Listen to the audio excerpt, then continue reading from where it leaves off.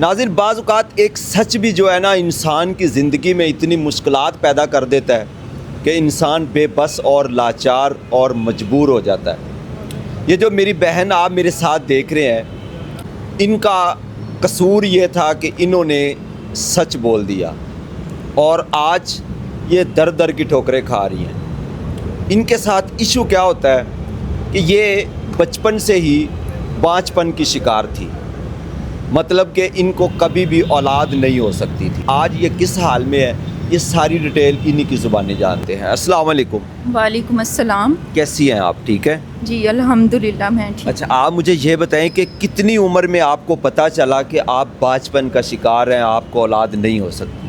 یہی کوئی 10-12 سال کی عمر میں پتہ چل گیا تھا۔ 10-12 سال کی عمر میں پتہ چل گیا، پھر والدین نے علاج نہیں کروایا؟ آپ تو اتنا جدید دور ہے۔ جی والدین تھوڑے ہم مڈل کلاس فیملی سے بلونگ کرتے ہیں، اسی لیے انہوں نے جتنا ہو سکا علاج کروایا، لیکن وہ ممکن ہی نہیں تھا۔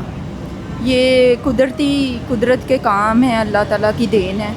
تو یہ بچپن سے ہی میرے ساتھ یہ مسئلہ تھا۔ اچھا، آپ مجھے یہ بتائیں کہ آپ کے پاپا کی ڈیتھ ہوئے کتنا عرصہ ہو گیا؟ ان کی انتقال کو 8 سال گزر گئے۔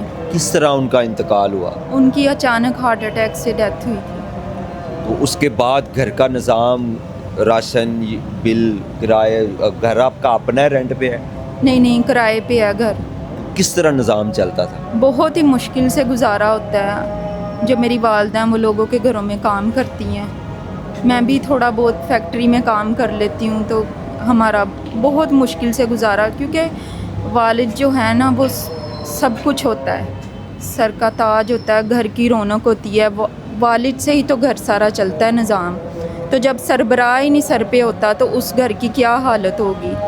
اچھا، تو پھر آپ کی والدہ نے جب آپ کا پتہ چلا، ڈاکٹروں نے بھی بتا دیا کہ بانجھپن ہے، ان کو اولاد نہیں ہو سکتی، تو کتنے کو ایسے رشتے تھے جنہوں نے آپ کو ٹھکرایا، جن کو آپ لوگوں نے بتایا کہ جی میں بانجھپن کا شکار ہوں، مجھے اولاد نہیں ہو سکتی؟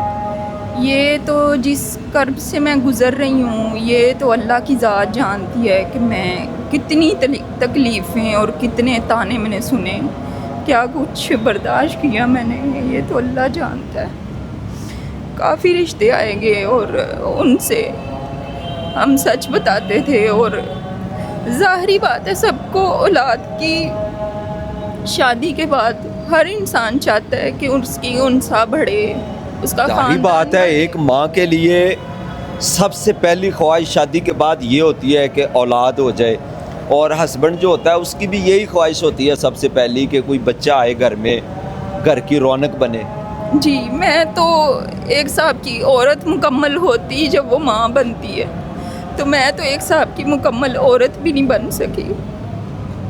تو پھر بعد میں آپ نے فیصلہ کیا کہ چلیں جھوٹ بول کے ہی صحیح، چلیں شادی ہو جائے۔ ظاہری بات ہے ماں باپ پہ اتنی دیر میں بوجھ نہیں بن سکتی تھی، تو والد کے انتقال کے بعد پھر انہوں نے کہا کہ بتائے بغیر شادی کر کے دیکھ لیتے ہیں۔ تو کس طرح نظام مینیج کیا پھر آپ لوگوں نے؟ آپ کے حالات اس قدر نازک تھے کہ گھر کا خرچہ بڑی مشکل سے چل رہا تھا، پھر آخر آپ کی شادی کی، کس طرح نظام کو مینیج کیا؟ میری ماں نے جہاں گھر میں کام کرتی تھی ان سے منترلا کیا، کچھ ہم نے قرض لیا، تو آخرکار میری شادی کر دی۔ کتنا قرض لیا آپ لوگوں نے؟ تقریباً 5 لاکھ کا قرض لیا تھا، پھر میری شادی کر دی۔ میں اپنے گھر میں خوش، وہ میرے شوہر بہت اچھے تھے، پیار کرنے والے تھے، اس لیے میرا ضمیر ملامت ہی نہیں تھا کرتا کہ میں ان سے جھوٹ بول کے اپنی ازدواجی زندگی گزار سکوں۔ پھر میں نے سوچا میں ان کو سچ بتا دیتی ہوں۔ ایک دن اچھے موڈ میں بیٹھے تھے تو میں نے انہیں بتایا کہ میں آپ کو ساری زندگی اولاد نہیں دے سکتی۔ ان کو یقین نہیں آیا، پھر ڈاکٹر سے چیک کروایا تو پتہ چلا۔ وہ پریشان ہو گئے، انہوں نے اپنی والدہ سے بات کی، انہوں نے کہا کہ یہ 3 بچی ہے، چلو اس کو بھی رکھ لو، تمہاری اور شادی کر دیتے ہیں۔ لیکن آپ نے اتنا بڑا سٹیپ اٹھا لیا، 5 لاکھ روپے قرض لے کے، آپ کو اس چیز کا کبھی ذہن میں نہیں آیا کہ خدا نخواستہ اگر کچھ ٹائم بعد، ظاہری بات ہے 6 ماہ بڑے ہوتے ہیں، 6 ماہ بعد اگر کوئی رسپانس نہیں ملتا تو ایٹومیٹکلی گھر والے ڈاکٹر کو چیک اپ کروانے کے لیے چلے جاتے ہیں، تو کبھی یہ ذہن میں نہیں آیا کہ ان کو اگر پتہ چل جاتا ہے وہ چھوڑ دیتا ہے تو ہمارا قرضہ کیسے اترے گا، یا دوبارہ میری زندگی کیسے بحال ہوگی، میں کیسے سروائیو کروں گی اپنی لائف میں؟ نہیں، ہمارے ذہن میں یہ بات آئی نہیں. میں نے کہا اللہ کے نیک بندے بھی تو ہوتے ہی ہیں دنیا میں، جو ایک ہی بیوی کے ساتھ بغیر اولاد کے اتنی دیر اتنی زندگی گزار دیتے ہیں. ہمارے دور کے رشتہ دار ہیں، ان کو بھی 20 سال ہو گئے اولاد نہیں ہے، تو اسی لیے ہم نے سوچا کہ ایسے ہی بتائے بغیر ہی شادی کر لیتے ہیں. لیکن میرا اپنا ضمیر ہی نہیں ملامت کیا. میں نے اپنے شوہر کو سچ بتا دیا، اور اس کی والدہ نے کہا کہ ہم تو بچوں کے لیے شادی کی تھی. پھر ان کی اور شادی رشتے ڈھونڈنے لگ گئے. پھر جو بھی رشتہ آتا کہتے پہلی بیوی کو طلاق دو گے تو پھر شادی کریں گے. اور آپ کے ہسبینڈ چاہتے تھے کہ میں آپ کو بھی رکھوں اور ساتھ دوسری شادی بھی کر لوں؟ جی، وہ صرف ترس کھا کے رکھنا چاہ رہے تھے کہ چلو اس پہ ترس کھا لیتے، میری ماں کی خدمت کرے گی اور گھر کے کام کر دیا کرے گی بس. لیکن جو بھی رشتہ آتا ان کی یہی ڈیمانڈ ہوتی ہے کہ پہلی کو طلاق دو. جی بالکل ایسے ہی ہے. پھر انہوں نے مجھے طلاق دے دی، چھوڑ دیا مجھے. صبر کریں، اللہ تعالیٰ آپ کے لیے آسانیاں پیدا کرے. تو اب کس طرح آپ کا گھر کا نظام چل رہا ہے؟ ظاہری بات ہے انہوں نے بھی آپ کو چھوڑ دیا، اب آپ پھر آ کے والدہ کے سر پہ بوجھ بن کے بیٹھی ہیں. کیا آپ کوئی کام کرتی ہیں یا گھر پہ فری ہوتی ہیں؟ میری والدہ نے یہ خبر سنی، اور وہ تو پہلے ہی بہت بیمار، وہ بھی اب بیمار ہی رہتی ہیں گھر میں. اور میں پھر وہی اپنی پرانی زندگی میں آ گئی، وہی فیکٹری میں کام سٹارٹ کر لیا. آپ کے اور بہن بھائی نہیں ہیں؟ میری ایک چھوٹی بہن ہے، وہ پڑھتی ہے اور بچوں کو ٹیوشن پڑھا لیتی ہے گھر میں. لیکن یہ ہے کہ میں بہت پریشان ہوں، اتنا قرض ہے سر پہ، اور امی بھی بیمار ہے، گھر بھی ہمارا کرائے پہ ہے، اور گزارا بہت مشکل ہو رہا ہے.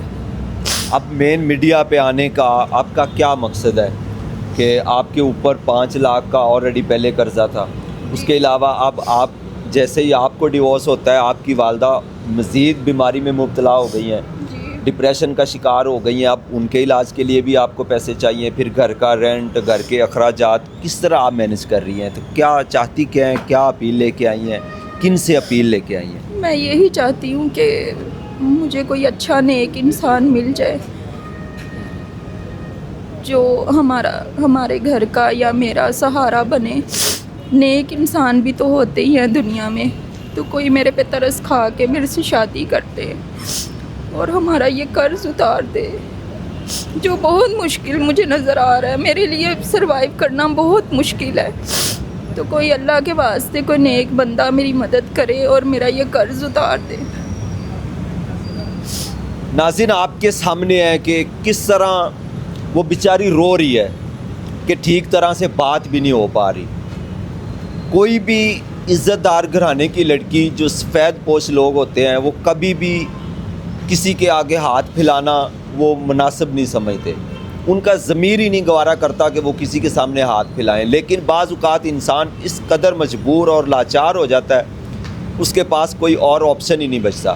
آج یہ میڈیا پہ آئی ہیں، ان کا صرف ایک یہی کہنا ہے کہ کوئی ایسا درد دل رکھنے والا انسان وہ میری لائف میں آ جائے، مجھ پہ چاہے ترس کھا کے ہی کر لے، مجھ سے شادی کر لے، میرے گھر والوں کا سہارا بن جائے، میرے گھر والوں کو سپورٹ کرے، ہمارا جو قرضہ ہے وہ اتار دے. یا کوئی ایسے انسان جو شادی نہیں کرنا چاہتے، اللہ نے ان کو اتنا دیا ہے کہ وہ اللہ کی راہ پہ خرچ کرتے ہوئے ان کو ٹینشن نہیں ہوگی، تو وہ ان کا قرضہ اتار دیں، ان کی والدہ کے علاج کے لیے ان کی کچھ ہیلپ کر دیں، ان کے گھر کے اخراجات کے لیے. اگر کوئی صاحب حیثیت دیکھ رہا ہے، وہ اگر آپ کی ہیلپ کرنا چاہے، وہ چاہے کہ میں آپ کو کوئی چھوٹا موٹا کام کروا دوں، تو کیا ایسا کام ہے جو آپ ایزیلی کر سکتی ہیں کہ اگر بندہ انویسٹمنٹ کر دے اور آپ ایزیلی کام کر سکیں؟ الحمدللہ میں نے بیوٹیشن کا کورس کیا ہوا ہے اور مجھے کپڑے سلائی کا بھی کام آتا ہے. تو مجھے جو بھی کروائیں گے کام انشاءاللہ میں عزت سے کروں گی کام. جی ناظرین، یہ بیوٹیشن کا بھی کام جانتی ہیں اور اس کے علاوہ سلائی کڑھائی کا بھی جانتی ہیں. اگر کوئی صاحب یہ چاہتے ہیں کہ ان کو کوئی سلائی مشین لے کے دے دیں یہ گھر میں بیٹھ کے لوگوں کے کپڑے سلائی کر لیا کریں، اپنی عزت سے گھر میں چار دیواری کے اندر محفوظ رہ کے اپنا روزگار بنا سکیں، تو یہ صدقہ جاریہ ہے۔